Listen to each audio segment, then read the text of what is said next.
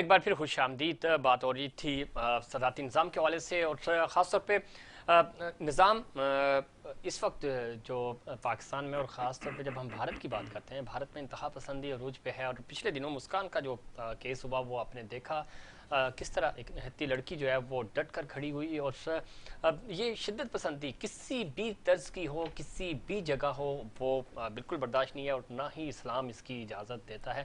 لیکن کیا وجہ ہے کہ شدت پسندی میں اضافہ دیکھنے میں آ رہا ہے؟ اور پاکستان میں بھی مذہبی انتہا پسندی میں اضافہ ہے اور بھارت میں تو اس کی انتہا ہو گئی. فرقان حسن صاحب، بڑا آپ کی آبزرویشنز ہیں اس کے اوپر، کس طرح دیکھتے ہیں معاشرہ بر صغیر؟ ظاہر ہے اس ہندوستان پہلے ہم ایک ہی تھے اور یہ سلسلہ ہم چل رہا ہے، لیکن ہندوستان میں اس وقت بڑی RSS کے بعد ایک جو اس طرح کے واقعات میں تیزی سے اضافہ دیکھنے میں ملا. کیا وجہ ہے؟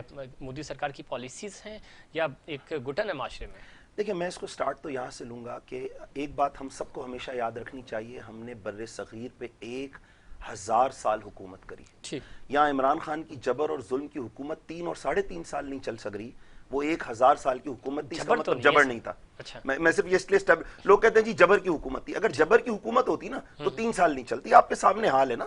اگر جبر کی، ظلم کی، مہنگائی کی حکومتیں ہوتی ہیں تو 3 ساڑھے 3 4 سال میں بیزار آ جاتی ہے عوام. تو پہلی بات تو یہ، ہم نے 1000 سال حکومت کی ہے اور ہم ہمیشہ مائنورٹی میں تھے، لیکن نظام ہمیشہ سے بر صغیر پہ اللہ اور اس کے رسول کا رہا، اور وہی نظام ہندوؤں کے لیے بھی بہتر تھا، تبھی وہ اس نظام میں رہے اور کبھی بغاوتیں ہمیں کوئی بہت زیادہ نظر نہیں آتی. پہلی بات. دوسری بات میں آتا ہوں اس بڑی اہم بات پر کہ پاکستان میں انتہا پسندی کی کیا وجہ ہے.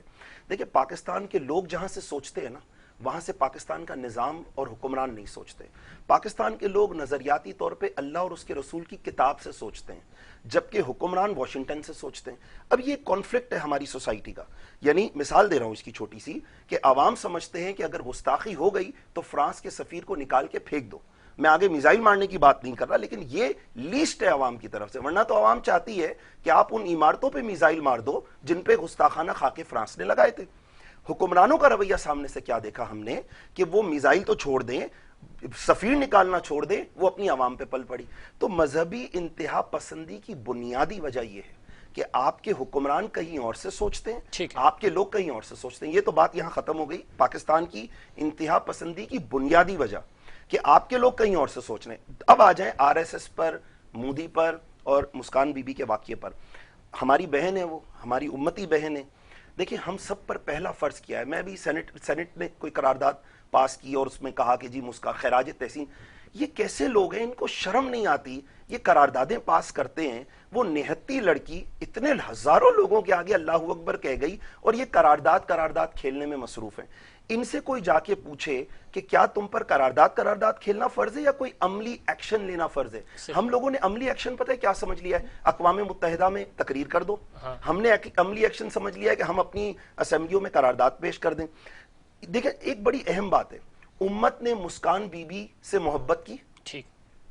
مسکان بی بی سے محبت کی. اکثر میں سنتا ہوں نا، ہم حکمران طبقے سے یا ہمارے پولیٹیشن سے، کہ لوگ ہم سے محبت نہیں کرتے. لوگ کیسے آپ سے محبت کریں؟ لوگ اللہ اکبر کے نعرے سے محبت کرتے ہیں. تو پوری امت، میں بات کر رہا ہوں دبئی، سعودی عرب، پوری امت کے لوگوں نے مسکان کی فیور میں بات کری، امت نے، کیونکہ وہ اور اس سے زیادہ کچھ کر نہیں سکتے نا. میں اختیار والا نہیں ہوں، میں طاقت والا نہیں ہوں. لیکن جو لوگ طاقت والے ہیں، اگر وہ کچھ نہیں کریں گے تو کیا مر کر وہ اللہ کو جواب نہیں دیں گے؟ کیا یہ جواب بہت ہے کہ جی ہم نے مسکان کی اخلاقی حمایت کر دی؟ دیکھیں، اسلام ایک میں چھوٹی سی بات کر دوں، صدیق صاحب بھی سن رہے ہوں گے. اسلام ایکسپینشن کی بات کرتا ہے. اللہ کے نبی نے مدینے میں ریاست بنائی، اس کے بعد فتح مکہ کیا، اس کے بعد فتح خیبر کیا. حضرت عمر بن خطاب نے 3 بر اعظموں پہ حکومت کری. اس کے بعد ہمیں نظر آتا ہے کہ کیسے سلطان صلاح الدین ایوبی نے بیت المقدس فتح. اسلام ایکسپینشن کی بات کرتا ہے، بارڈر میں محدود نہیں ہو سکتا. یہ کہہ دینا سری نگر نہیں جا سکتے، دہلی نہیں جا سکتے. ہمارے پاس ایک نظام موجود ہے جو ہندوؤں کو مودی سے نجات دلائے گا. تو میں صرف درخواست یہ کرنا چاہتا ہوں کہ اگر اس لاجک کو ہم ٹھیک مان لیں کہ ایکسپینشن نہیں ہو سکتی، مسکان بی بی کی جا کے مدد نہیں ہو سکتی، سر ایک لائن، تو اس کا مطلب ہے جتنی ایکسپینشنز ہوئی، چاہے ہمارے نبی نے کی ہوں، چاہے آخری محمد بن قاسم سندھ میں آیا ہوں، ورنہ آج ہم رام رام کر رہے ہوتے. یہ ساری ایکسپینشن غلط تھی. اگر ایکسپینشن غلط ہے، مسکان بی بی کی عملی عملی کام کرنا غلط ہے تو پھر راجہ داہر کے لیے نا احتجاجی مراسلہ لکھ دیتا محمد حجاج بن یوسف کہ بھائی تم نے، میں احتجاج کرتا ہوں. یا یہ جو ہمارے 32 خلفاء عثمانی خلیفہ قسطنطنیہ گئے 32ویں دفعہ فتح کیا، یہ 32 کی 32 حملے غلط تھے. تو میں سمجھتا ہوں مسکان بی بی ایک عورت کی حرمت کے لیے اللہ کے نبی نے مدینے سے تمام سومنات کا مندر، وہ غلط تھا. سر ایک منٹ، لاسٹ لائن کہہ دوں، اگر مسکان بی بی کی مدد کے لیے کوئی عملی کام نہیں ہو سکتا اور ایکسپینشن کی بات نہیں ہو سکتی تو اس کا مطلب ہے جتنی ایکسپینشن اسلام کی 1400 سالہ تاریخ میں ہوئی ہیں نعوذ باللہ وہ ساری غلط تھی، تو پھر فتح مکہ بھی غلط ہو جاتا ہے. ٹھیک، یہ ہے میرا بڑی زبردست، بہت اچھی بات آپ نے کی. کیپٹن صاحب ایک چیز اور میں پھر صدیق صاحب کی طرف جاؤں گا، جو ہم دیکھ رہے ہیں ہندو انتہا پسندی، کشمیر کا ذکر ہوا، 5 اگست 2019 سے بینگا کشمیری ہم یہ محسوس کر رہے ہیں کہ تاریخ میں پہلی بار سری نگر لال چوک کے اندر ہندوستان کا جھنڈا نہیں لہرا سکا.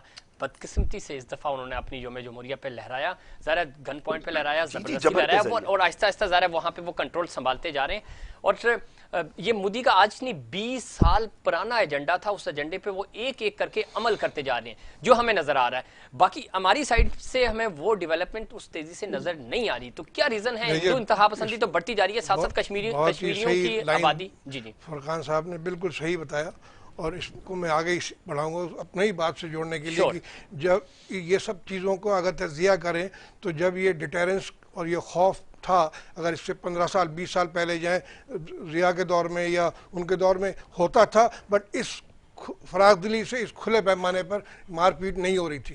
یہ ہسٹری بتا رہی ہے، میں آپ دیکھ لیں یہ کب شروع ہوا، یہ انہی دور میں شروع ہوا جب وہ آپ کی اپیسمنٹ پالیسی، خوش آمدی پالیسی چل رہی تھی، تو انہوں نے کہا کوئی ری ایکشن نہیں ہوگا. تو یہ اور ان کی بات کی تائید کرتے ہیں کہ we have to reestablish our authority, کہ ہاں تاکہ جو مسلمان کو وہاں پر اذیت کا سامنا کرنا پڑا ہے وہ ہماری طرف دیکھ رہے ہیں، ان کے ساتھ کھڑے رہنے کا ٹائم گزر گیا. یہ میں ہر پروگرام میں کہتا ہوں، time is now over. You have to now convert that moral and diplomatic and all kind of nonsense support کی جو بات کرتے ہیں انٹو پریکٹیکل تھنگس. ان کو بولیں ایک ڈیٹ دیں کہ دس از دی ڈیٹ، اس ڈیٹ میں اگر آپ اس چیز کو ریورس نہیں کرتے تو وی ول موو ان. ٹھیک ہے، لیکن ہم تو بیک فٹ پہ لیکن ہم بیک فٹ پہ کھڑے ہیں نا، یہی تو ہم کہہ رہے ہیں. میں کہہ رہا ہوں پولیٹیکل اینڈ ملٹری لیڈرشپ میری نظر میں they have failed to live up to the expectations of the people.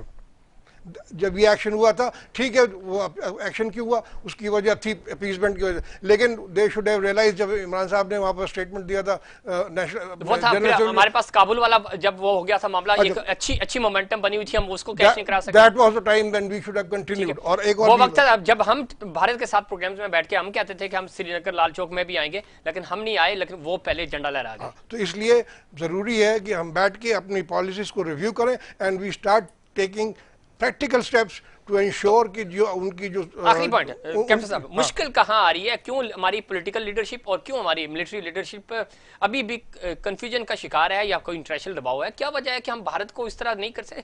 دیکھیں 5 اگست کے بعد اگین میں 2023 میں بھارت مقبوضہ کشمیر میں الیکشن ہونے جا رہے ہیں، وہ الیکشن پھر مینیج کرائیں گے، وہ وہاں پہ سب کچھ کرا کے اپنی مرضی کی حکومتیں وہاں بنا رہے ہیں، اپنی مرضی کی کشمیری قیادت بلاتے ہیں سو کالڈ، اور اس کے ساتھ وہ ساری چیزیں انٹرنیشنلی وہ اپنا میسج صحیح کنوے کر رہے ہیں کیونکہ وہ ان کا کام ہے.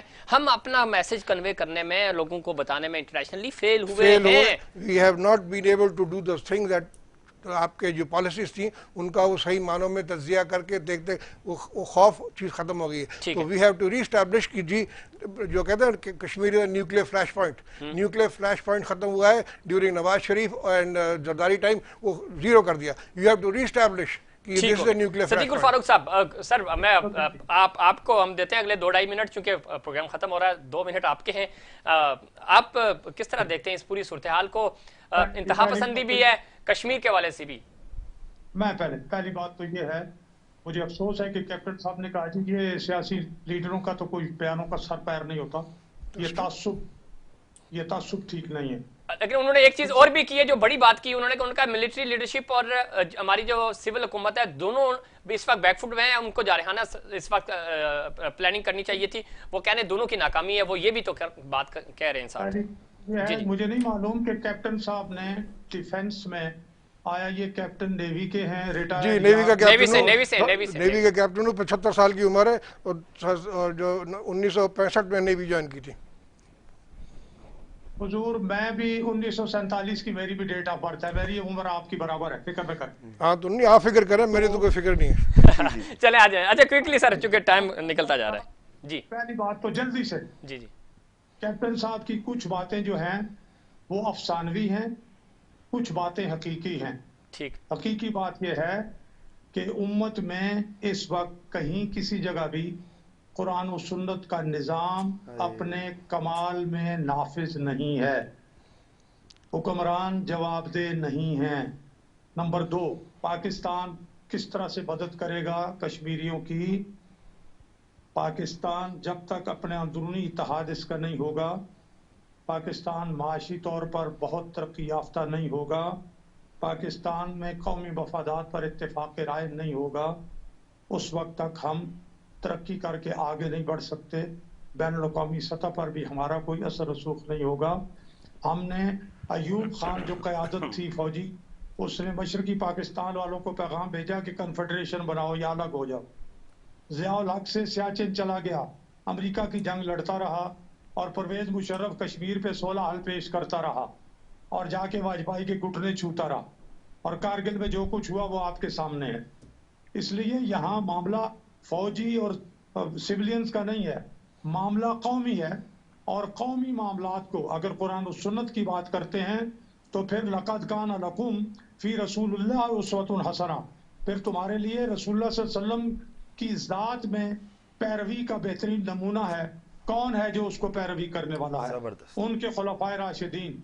तो फिर उस निज़ाम पे चलें ताकि आगे बढ़े। मौजूदा पोजीशन में जो बात कैप्टन साहब कह रहे हैं आगे बढ़े, ये करें, आगे बढ़ते हैं। आपके चीफ ऑफ आर्मी स्टाफ मौजूद है, इससे पहले वाले ये पॉलिटिकल डिसीजन है, फैसला कितने आगे बढ़ेंगे? ये पॉलिटिकल डिसीजन है। हवाई बातें मत करें, हक़ाइक़ के खिलाफ बातें करते हैं। That is the one. ठीक है, गलत बयानी से तो आप प्रोग्राम का वक्त हुआ। तीनों मेहमानों का कितनी दफा उन्होंने सर क्लोजिंग रिमार्क्स अगर ले लें इस्लामी सर क्लोजिंग रिमार्क्स में सिर्फ ये कहना चाहूंगा, मैं मुस्कान वाले वाकये पे बड़ा डिप्रेशन में रहा हूं। मैं समझता हूं मोदी वो लीडर है जिस तरीके से हमने राजा दाहिर का कत्ल किया था ना, हमारी क़यादतों पर अब ये फर्ज हो चुका है कि वो फर्ज हो गया है। जैसे नमाज फर्ज होती है वैसे फर्ज है कि मोदी का खात्मा किया जाए। ये जाबिर हुक्मरान है, ये राजा दाहिर की बाकियात है। इस राजा दाहिर की बाकियात के खिलाफ अमली एक्शन, और अमली एक्शन का मतलब है मिलिट्री एक्शन। क्यों? मैं एक लाइन खत्म कर दूं, चले जो हो गए शहादत का जाम पी कर तुम, रसूल पाक ने ये 75 साल के कैप्टन साहब भी रसूल पाक की बाहों में जाने के लिए बेचैन है।